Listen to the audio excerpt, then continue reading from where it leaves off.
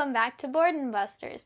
Today we're talking about something that's very important, which is you can't believe everything you hear. And this is because we hear about rumors and gossip so much, which is a very dangerous thing. But when you think about it, unfortunately, we all deal with it in some way, whether we are spreading rumors about somebody else or whether they're spreading it around us. We hear it at school, maybe at church, in our sports, whatever it is, it's all around us. Ephesians 4:29 says, "Do not let any unwholesome talk come out of your mouths, but only what is helpful for building others up according to their needs, that it may benefit those who listen." The only words that should be coming out of our mouths are words that build each other up, not tear other people down. And you know how mom has that saying that we just kind of brush off and we're like, yeah, okay, whatever, that says, if you don't have anything nice to say, don't say it at all. Can I tell you a secret? She's right. Don't say mean things to people if you can just keep your mouth shut. It's that simple. But why is it so hard for us then? Not only does mom tell us that we need to be nice to people, but so does God.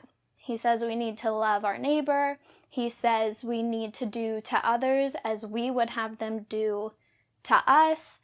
And it's the golden rule. Treat others the way you want to be treated. So why is it so hard? We're human. We all make mistakes. And it happens. Sometimes words just come out of our mouths and we don't know what to do about it. We need to spread love, not rumors. And by being quick to listen and slow to speak, that becomes easier for us. It reminds me of one of my favorite VeggieTales episodes. And let's be honest, it's not my favorite because the chocolate bunny episode is obviously my favorite because who doesn't love chocolate, right? But one of my favorites is Larry Boy and the Rumor Weed.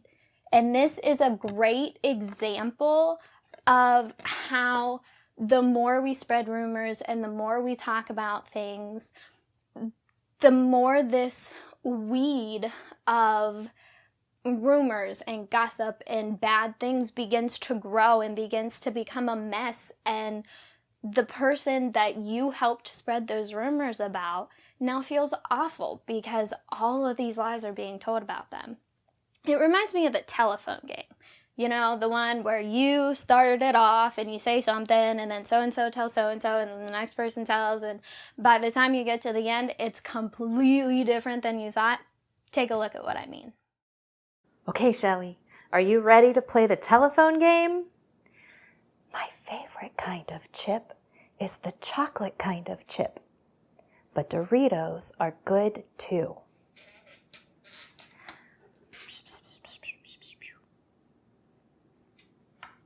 Bye, Shelly.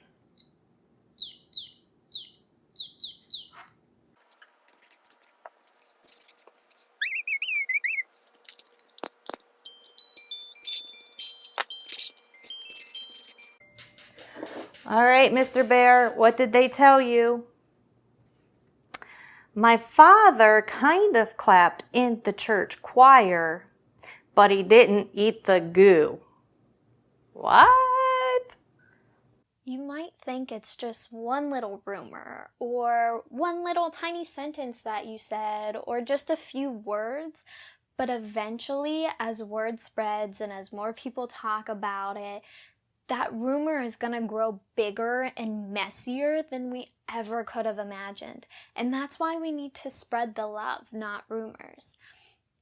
Because gossiping is basically putting words into somebody's mouths. And we don't want to do that as Christians. Will you pray with me? Dear God, I just want to thank you for this day and thank you for everyone who could be with us. And I just pray that as life is starting to get back to normal, that you would help us remember not to gossip and not to spread those rumors, and help us remember that if people are spreading those rumors about us, that we can't believe everything we hear because we know the truth and you know the truth, God. So just help us to see that truth and help us to control ourselves when the temptation to talk about others comes into play, God. In your name, amen. Your Boredom Buster challenge for this week is to do a bad lip reading. Have you ever watched a movie and either been like, oh, they didn't say that right, or I could have said it better? Here's what I mean. Some people think that George is my favorite kid, and no matter what, he can do whatever he wants to do. Some people think, like Mr. Brett thinks, that he's the best. But guess what?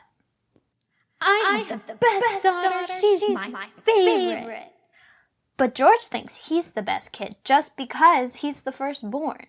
But that's not true. And second best daughter ever? Nope, she's the best. And please tell Kasie that I messed up and I was wrong. Now's your chance. Pick your favorite movie, TV show, lesson by Miss Tanya, whatever it is that you love to watch. Pick one, turn the volume all the way down, and start writing your script. Be creative with it and see what you can come up with. But as you do that, remember, you can't believe everything you hear. See you next week.